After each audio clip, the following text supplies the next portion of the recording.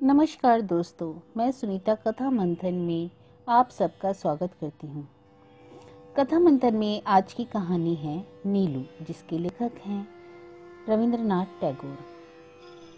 शाम के समय आंधी ने खूब जोर पकड़ा। तेज हवा के झोंके, वर्षा की बौछारें, बिजली की कड़क और चमक से आकाश में देवासुर संग्राम का दृश्य उपस्थित हो गया। काले काले बादलों ने महाप्रलय की जय पताका की तरह इधर उधर उड़ना आरंभ कर दिया। गंगा के इस पार और उस पार विद्रोही लहरों ने हवा के झोंके के साथ नाचना आरंभ कर दिया और बागीचे के बड़े बड़े वृक्षों ने अपनी सब की सब डालियों को दाएं बाएं आगे पीछे हिला हिलाकर एक तरह का करुण क्रंदन मचा दिया। चंदन नगर का एक बागीचा है और उसके बीच में खड़ा है एक मकान। चारों ओर के दरवाजे और जंगले बंद हैं। भीतर बत्तियां जल रही हैं।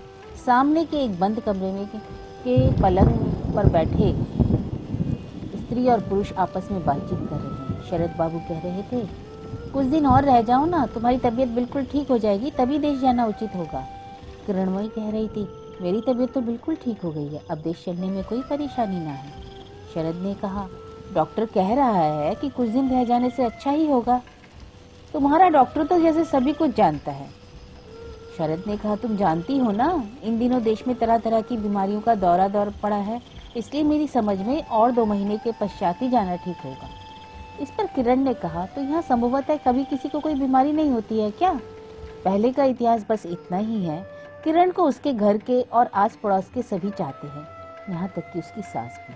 वही किरण जब बीमार पड़ी तो घर के लोगों को बड़ी चिंता हुई। डॉक्टर ने जब आब हवा बदलने के लिए बाहर कहीं जाने के लिए कहा तो घर द्वार और काम काज छोड़कर परदेश जाने में पति और सास को किसी भी तरह का ऐतराज ना हुआ। यद्यपि गांव के विवेक होशियार व्यक्तियों ने आब हवा बदलने से फायदा होने की उम्मीद करने को और एक स्त्री के लिए इस तरह जमीन आसमान एक करने को नई रोशनी वालों की बेशर्मी के अतिरिक्त और कुछ नहीं समझा, और साथ ही कई प्रश्न भी उपस्थित कर दिए। इससे पहले क्या किसी स्त्री को कोई बड़ी बीमारी नहीं हुई? शरद ने जहाँ जाना निश्चित किया है, वहाँ क्या आदमी अमर होते हैं? दुनिया में ऐसा कोई देश है जहाँ भाग्य का लेख मिट गया हो? फिर भी शरद और उसकी माँ ने सब बातों की तनिक परवाह नहीं की। तब सारे गांव के लोगों के संपूर्ण ज्ञान की अपेक्षा उन्हें अपनी हृदय लक्ष्मी किरण के प्राणों का मूल्य अधिक मालूम हुआ। अपने प्रिय व्यक्ति पर आई हुई मुसीबत में लोग ऐसे ही मुंह में पड़ जाते हैं। शरद चंदन नगर के बागीचे में आकर रह रहा है और अब किरण भी बीमारी से छुटकारा पा चुकी है। उसे सिर्फ शारीरिक कमजोरी रह गई है। पहले जैसी ताकत उसमें अभी नहीं आ पाई। उसकी आंखों और चेहरे पर ऐसी करुणापूर्ण कमजोरी ने जड़ जमा ली कि जिसे देखते ही सबका हृदय कांप कर बोल उठता है, अरे मरते मरते बच गई। किंतु किरण का स्वभाव बहुत मिलनसार है। वह सबके साथ उठना बैठना चाहती है, हंसी मजाक करना चाहती है। अब उसे यहाँ अकेले रहना अच्छा नहीं लगता। उसके लिए ना तो घर का काम धंधा है और ना पास पड़ोस की साथी नहीं। दिन भर अपने दुबले पतले शरीर को हिलाने डुलाने से ही उसे संतुष्टि नहीं प्राप्त होती। हर 1 घंटे में घड़ी देखकर शीशी की दवा पियो, कहीं सेक लगाओ तो कहीं कुछ, फिर उसके पश्चात परहेज का पालन करो। इन सब बातों से उसका जी अब उब गया है। आज शाम से ही आंधी वर्षा शुरू हो गई है। किरण जब तक जवाब दे रही थी तब तक दोनों ओर से बराबरी के तौर पर द्वंद्व युद्ध चल रहा था। किंतु आखिर में किरण जब चुप रहकर बिना प्रतिवाद के शरद की तरफ से जरा सा मुंह फेर कर गर्दन टेढ़ी करके रूठ कर बैठ गई, तब बेचारे कमजोर लाचार पुरुष के साथ हाथ में और कोई हथियार ही ना रहा। वह पराजय स्वीकार करने की तैयारी कर ही रहा था कि इतने में बाहर से नौकर ने ऊंची आवाज में कुछ प्रार्थना की। शरद ने दरवाजा खोला और सुना, गंगा में कोई नाव डूब गई है, एक ब्राह्मण का लड़का तैरकर आया है अपने बागीचे में। सुनते ही किरण का मान अभिमान दूर हो गया। उसने तत्काल उठकर अलगनी पर से सूखी धोती उतारकर दे दी और जल्दी से दूध गर्म करके ब्राह्मण के बालक को भीतर बुला लिया। लड़का देखने में अच्छा ही था।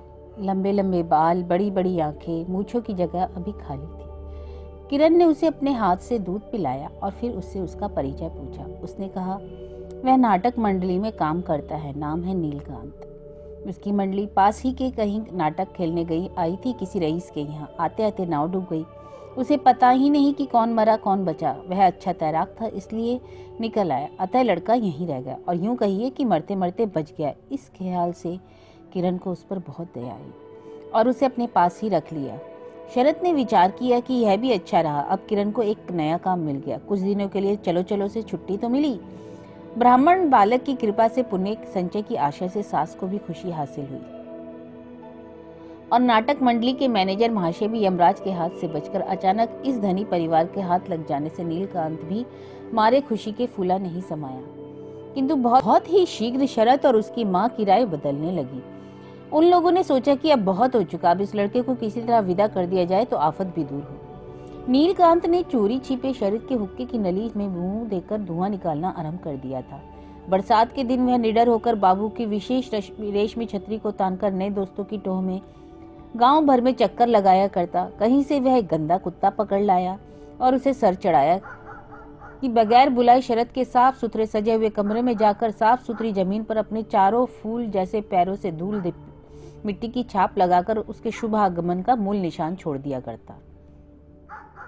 देखते देखते कुछ दिन बाद पता चला कि चारों तरफ नीलकांत के मुरीद शिशु संप्रदाय का काफी बड़ा समूह हो गया है और उस साल गांव के बागों में कच्चे आमों को पकने का अवसर ही नहीं मिल सका। किरण उस लड़के को बहुत ज्यादा लाड़ प्यार करने लगी थी। शरद और उसकी माँ ने बहुत कुछ कहा सुना, पर वह किसी तरह भी नहीं मानी। पति की पुरानी कमीज, उनके मौजे और नई धोती चादर जूते पहनाकर उसे वह बाबू जैसा सजाकर बाहर भेजने लगी और बीच बीच में उसे पास बुलाकर प्यार और कौतुक की बातें कर करके अपनी हवस पूरी करती। किरण पलंग पर बैठी हंसती हुई पान लगाया करती। नौकरानी उसके भीगे बालों को नाना प्रकार से इधर उधर करके सुखाती रहती और नीलकांत नीचे खड़ा होकर हाथ हिला हिलाकर नल दमयंती का नाटक दिखाया करता। इस तरह लंबी दोपहरी बहुत जल्दी ही बीत जाती। किरण शरद को अपने साथ एक आसन पर बैठाकर उसे भी दर्शक श्रेणी में शामिल करने का प्रयास करती, पर यह सब देखकर शरद बहुत ही परेशान होता। उसके सामने नीलकांत भी संकोच से भर उठता। उसके अभिनय में कुछ जान ही न रह जाती। किसी किसी दिन तो सास भी देवी देवताओं के नाम सुनने की आशा से आकर्षित होकर आती, किंतु जल्दी ही उनकी भक्ति पर दोपहर की नींद ऐसी जोर कर हमला करती कि भागते ही बनता और खुद उन्हें भी शय्याशायी होना पड़ता। शरद के हाथ की कठैनी और थप्पड़ चाटे खाना नीलकांत की तकदीर में प्रायः बदा ही रहता, लेकिन आरंभ से ही इससे भी बढ़कर कठोर शासन अभ्यस्त होने से इस तरह का अपमान और उत्पीड़न उसके लिए कोई खास महत्व नहीं रखता था। नीलकांत की आयु ठीक ठाक कितनी होगी बताना जरा कठिन है। अगर 14-15 साल की हुई तो कहना होगा कि आयु की अपेक्षा जुबान ज्यादा पक गई, और 17-18 की हुई तो कहना चाहिए कि आयु को देखते हुए कुछ भी नहीं। कहने का मतलब यह है, या तो वह असमय ही परिपक्व हो गया या समय परिपक्व। असल बात तो यह है कि वह बहुत ही कम आयु में नाटक मंडली में घुसकर राधा, दमयंती, सीता और विद्या की सखी बन चुका है। विधाता के वर और मंडली की आवश्यकता की सीमा तक वह बढ़ता गया और अचानक उसका बढ़ना रुक गया। उसे सब छोटे रूप में ही देखते थे और वह अपने को छोटा ही समझता था, किंतु आयु के लायक इज्जत उसे कभी भी किसी ने नहीं दी। इन्हीं सब स्वाभाविक और अस्वाभाविक कारणों की वजह से 17-18 की आयु का हो जाने पर भी वह कम पका और 14-15 की उम्र के लिहाज से ज्यादा पका मालूम होता था। खासकर मूंछों की रेखा न आने से यह संदेह और भी सबल हो जाता, चाहे तंबाकू का धुआं लगते रहने से हो या उम्र के लायक बोली ना बोलने से हो। उसके होठों के आसपास कुछ ज्यादा कालापन सा नजर आता, किंतु उसकी बड़ी बड़ी आंखों के तारे एक तरह की ऐसी सरलता और तरुणता की थी कि जिसे सहज ही अनुमान लगाया जा सकता था कि उसके भीतर का अंश शायद अभी कच्चा है। नाटक मंडली की गर्मी लगकर सिर्फ ऊपर का ही थोड़ा बहुत रंग काला है। शरद बाबू के निवास चंदन नगर के बागीचे में रहते रहते नीलकांत पर स्वभाव के नियम बेरोक टोक अपना काम करने लगा। अब तक तो जो अपनी आयु की संधि की जगह अस्वाभाविक रूप से बहुत देर तक रुका हुआ था, अब वहां आकर ना जाने कब वह चुपचाप पार कर गया, उसका कुछ पता ही ना चला। उसकी 17-18 साल की आयु ने अब खूब अच्छी तरह अपना रंग दिखाना शुरू कर दिया था। उसका यह परिवर्तन बाहर से तो किसी को दिखाई ना दिया, किंतु पहला लक्षण बाहर से ही प्रकट हुआ। जब किरण उसके प्रति बच्चों जैसा व्यवहार किया करती, वह उससे मन ही मन शर्माता और व्यथित होता था। एक दिन आमोद प्रिय किरण ने उससे स्त्री के वेश में सखी का अभिनय दिखाने के लिए कहा, तो यह बात अचानक उसे अत्यंत पीड़ादायक प्रतीत हुई। तारीफ यह है कि इसका कोई ठीक कारण उसे ढूंढे नहीं मिला। आजकल उसे कभी नाटक की नकल दिखाने बुलाया जाता तो फौरन गायब हो जाता। अब उसका मन इस बात से दुखी हो उठता कि वह नाटक मंडली के एक लड़के के अतिरिक्त और कुछ नहीं है। यहाँ तक कि अब उसने मुनीम जी से थोड़ा थोड़ा पढ़ने का संकल्प कर लिया, किंतु बहू जी का स्नेह भाजन होने की वजह से मुनिम जी को वह एक आंख नहीं सुहाता था।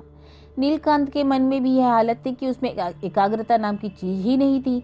अक्षरों का ज्ञान ठहरे तो कहाँ ठहरे। गंगा के किनारे चंपा के पेड़ के नीचे तने से कमर लगाए बहुत देर तक वह किताब खोले बैठा रहता। सामने पानी की लहरें एक के बाद एक आती और खत्म हो जाती, नावें आती चली जाती। पेड़ों की डालियों पर तरह तरह की चिड़ियां इकट्ठी होकर अनेक प्रकार की बोलियां बोला करती और नीलकंठ किताब के पन्ने एकटक देखता हुआ ना जाने क्या सोचता रहता। पहले वह अपने सीखे हुए गाने को बिना किसी संकोच के मशीन की तरह गाया करता था। अब वही गानों का सुर उसके मन में एक तरह की अपूर्व चंचलता पैदा करता है। आजकल खासकर नल दमयंती का एक गाना वह अक्सर गाया करता है, जिसमें छोटे छोटे अनुप्रासों की तुकबंदी के अतिरिक्त और कुछ भी नहीं। परंतु यह सत्य है कि वह इस बात को बिल्कुल ही भूल गया कि वह बिना माँ बाप का लड़का एक नाटक मंडली का मामूली सा लड़का है। जिस प्रकार एक बहुत गरीब के घर का अभागा मैला कुचेला बच्चा जैसे रात की गुदड़ी में पड़ा पड़ा अपनी माँ के मुंह से नानी की कहानी सुनते सुनते सो जाता है और सपने में 7 समुद्र पार जाकर सोने की राजकुमारी और 7 राजा का धन देखता फूला नहीं समाता, ठीक उसी प्रकार नीलकांत भी ओ राजहंस होकर निशंस क्यों करते ध्वंस गाते गाते आनंदित हो उठता है। इतने में पड़ोसियों की शिकायत पर खुद शरद बाबू आकर अब अचानक उसके गाल पर एक तड़ से चांटा जमाते, तब उसके गीत की मरीचिका ना जाने कहां लुप्त हो जाती। इसी बीच में शरद का भाई सतीश भी कॉलेज की छुट्टियों में कलकत्ता से यहाँ आ गया। उसके आने से किरण को बहुत खुशी हुई। उसके हाथ में एक और काम आ गया। वह उठने बैठने में, खाने पीने में प्रत्येक समय अपने बराबरी के देवर से हंसी मजाक करने लगती। कभी हाथों में सिंदूर लगाकर पीछे से उसकी आंखें दबा देती, कभी उसके कुर्ते की पीठ पर बंदर लिखकर बाहर जाते समय पीछे से खिलखिलाकर हंस देती, और कभी बाहर से दरवाजे की सांकल चढ़ाकर चुपके से गायब हो जाती। सतीश भी उससे कुछ कम नहीं था। वह भी उसकी चाबियों का गुच्छा चुराकर उसके पान में लाल मिर्च डालकर, कभी आंख बिचाकर पालंग के पाए के साथ साड़ी का पल्लू बांधकर बदला लिया करता। इस तरह देवर भौजाई दोनों मिलकर सारे दिन ऐसा शोरगुल और हंसी मजाक करते रहते कि कब दिन बीत जाता इसका कुछ एहसास ही ना होता। नीलकांत को ना जाने क्या हो गया, उसकी सारी खुशी ही समाप्त हो गई। अब वह किस बहाने से किससे लड़े झगड़े उसकी कुछ समझ में ही नहीं आता। उसका मन घृणा से भर गया। वह अपने मुरीद लड़कों की तरह तरह से रुलाने लगा और शौक से पाले हुए देशी कुत्ते को बेमतलब पीटने लगता। यहाँ तक कि रास्ते में राहगीरों को भी छेड़ने से बाज नहीं आता। जो अच्छा खा सकते हैं उन्हें सामने बैठकर खूब अधिक खिलाने में किरण को बड़ी खुशी होती है। अधिक खाने की शक्ति नीलकांत में थी और स्वादिष्ट चीज बार बार खाने को कहा करता तो उसकी तरफ से आज्ञा पालन करने में कोई गलती नहीं होती। इसलिए अक्सर किरण उसे भीतर बुलाकर अपने सामने खिलाया करती और ब्राह्मण बालक को तबीयत भर खाते देख उसे सीमा से अधिक खुशी भी होती। किंतु इधर सतीश के आ जाने से कुछ दिनों से उसे नीलकांत को सामने बैठाकर खिलाने की फुर्सत नहीं मिली। पहले भी कभी कभी ऐसा हो जाया करता था, किंतु उससे नीलकांत के खाने पीने में कोई खास फर्क नहीं आया। वह अपनी थाली का सब कुछ खा पीकर अंत में दूध भात का कटोरा तक धोकर पी जाता, तब उठता। चूंकि आजकल किरण खुद बुलाकर नहीं खिलाती, जिसकी वजह से भीतर से उसका जी दुखने लगता। उसके मुंह का स्वाद कसैला हो जाता और अधिकतर बिना कुछ खाए पिए वह उठ जाता। रूंधे हुए गले से दासी से कहता बिल्कुल भूख नहीं है। वह समझता कि किरण यह समाचार मिलते ही तुरंत उसे भीतर बुलाएगी और भारी मन से उसे मनाकर खाने को कहेगी। तब वह रूठ कर मुंह फुलाए रहेगा और कहेगा बिल्कुल भूख नहीं है। किंतु ना तो किरण को समाचार ही देता कोई और न किरण उसे बुलाकर खाने को ही कहती। नतीजा यह हुआ कि जो कुछ खाने से बचता उसे नौकर चाकर चट कर जाते। तब वह अपनी कोठरी में आकर बत्ती बुझाकर बिस्तर पर लेट जाता और सिसक सिसक कर रोता रहता। किसको गरज पड़ी है जो अंधेरे में जाकर उससे कोई पूछता क्यों पढ़ा हुआ है, कौन तसल्ली देता। जब भी कोई नहीं आता तो खुद स्नेहमयी विश्व धात्री नींद आकर धीरे धीरे अपने कोमल हाथों के स्पर्श से उस मात्रहीन बालक को सुला देती। अब नीलकांत को पक्का विश्वास हो गया था कि सतीश ने ही उसके विरुद्ध किरण से चुगली खाई है। जिस दिन किरण किसी कारणवश गंभीर बनी रहती, उस दिन वह समझ लेता कि सतीश ने जरूर आज उसके विषय में कुछ कहा है। इसी कारण से किरण उस पर गुस्सा है और उससे वह बोलती नहीं। अब नीलकांत भगवान से बराबर यही प्रार्थना करता रहता कि दूसरे जन्म में मैं सतीश हो जाऊं और वह नीलू हो जाए। वह जानता है कि ब्राह्मण का एकाग्र चित्त से दिया हुआ श्राप कभी निष्फल नहीं होता, इसलिए वह मनी मन सतीश को भस्म करने के प्रयास में खुद भी भस्म होने लगता और ऊपर की मंजिल से सतीश और उसकी भाभी का जोर का ठहास सुनता रहता। उसमें इतनी हिम्मत नहीं थी कि वह स्पष्ट रूप से सतीश के साथ दुश्मनी निभाए। फिर भी मौका पाकर उसके खिलाफ छोटी छोटी अड़चनें खड़ा करता रहता। घाट की सीढ़ियों पर साबुन रखकर सतीश जब गंगा में उतरकर डुबकियां लगाना शुरू करता तो वह झट आकर साबुन उठा लेता। सतीश साबुन की तलाश आकर देखता तो साबुन गायब पाता। एक दिन नहाते नहाते अचानक उसने देखा कि उसकी विशेष पसंद का चिकन का कामदार कुर्ता गंगा में बहा चला जा रहा है। उसने समझा कि कुर्ता हवा में उड़ गया होगा, मालूम होता है, लेकिन हवा किधर से आई यह नहीं जान पाया। एक दिन की बात है कि सतीश को प्रसन्न करने के लिए किरण ने नीलू को बुलाकर उससे नाटक का गाना गाने के लिए कहा, परंतु नीलू चुपचाप खड़ा रहकर कुछ बोला नहीं। किरण ने आश्चर्य के साथ पूछा, तुझे क्या हो गया रे? नीलू फिर भी खामोश रहा। किरण ने फिर कहा, राजहंस वाला गाना तो गाना, तनिक भूल गया क्या? कहकर नीलू वहां से चला गया। आखिर में एक दिन देश जाने की तैयारियां होने लगी। सब लोग तैयार होने लगे। सतीश भी साथ जाएगा, मगर नीलकांत से किसी ने कुछ नहीं कहा। वह साथ जाएगा या यहीं पर रहेगा यह प्रश्न ही नहीं उठा किसी के मन में। किरण ने नीलू के साथ ले चलने का प्रस्ताव रखा था। इस पर सास और पति और देवर सभी ने विरोध किया। अंत में किरण ने भी उसे साथ ले जाने का इरादा छोड़ दिया। जाने के पहले किरण ने नीलू को बुलाया और बड़े स्नेह के साथ उसे अपने घर लौट जाने को कहा। लगातार इतने दिनों की लापरवाही के बाद अचानक आज मीठी बातें सुनकर उससे रहा नहीं गया। एकाएक वह सिसक सिसक कर रो पड़ा। किरण की भी आंखें भर आई। आज उसके मन में बड़ा पश्चाताप होने लगा कि जिसे सदैव अपने पास रखा नहीं जा सकता, उसे कुछ दिनों के लाड़ प्यार करके ममता के जाल में फंसाकर उसने उचित नहीं किया। सतीश पास ही खड़ा था। वह इतने बड़े लड़के को इस प्रकार रोना देखकर बहुत नाराज हुआ और बोला, अरे ये कैसा बेहुदा लड़का है, कोई बात नहीं, चीत नहीं, फिर भी ढाई ढाई रोना आरंभ। किरण ने उसके इन कठोर शब्दों के लिए सतीश को बहुत फटकारा। सतीश ने कहा, तुम समझती नहीं हो भाभी, हर किसी पर तुम ज्यादा विश्वास कर बैठती हो। कौन कहाँ का रहने वाला है, अब कहना कोई कठिन काम नहीं है। यहाँ आकर राजा बनकर मौज कर रहा है, आज फिर से चूहा बनने की नौबत आई तो रो रो कर रिझाना चाहता है। तुम्हारी कमजोरी समझ गया, आंसू देखते ही तुम पिघल जाओगी। नीलकांत तुरंत वहां से चल दिया, किंतु उसका मन अंदर ही अंदर सतीश की काल्पनिक मूर्ति को छुरी से काटने लगा। आग बबूला होकर उसे जलाने लगा, सुई होकर उसे चुभने लगा, पर वास्तव में सतीश के शरीर पर एक दाग भी ना पहुंचा सका, बल्कि खुद उसी के मर्म स्थल की कष्ट की आग का धुआं सा निकलने लगा। कलकत्ता से सतीश एक सोफियाना कलमदान खरीद कर लाया था। उसके दोनों ओर 2 सीप की नावों के ऊपर दवातें जमी हुई थी।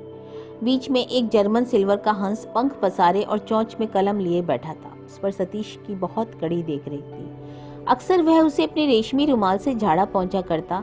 किरण प्रायः ही हंसी में उस हंस की चोंच को पर उंगली मार मार कर कहा करती, ओ राजहंस, होकर नृशंस क्यों करते ध्वंस। और फिर इस पर देवर भौजाई में खूब हंसी मजाक होने लगता।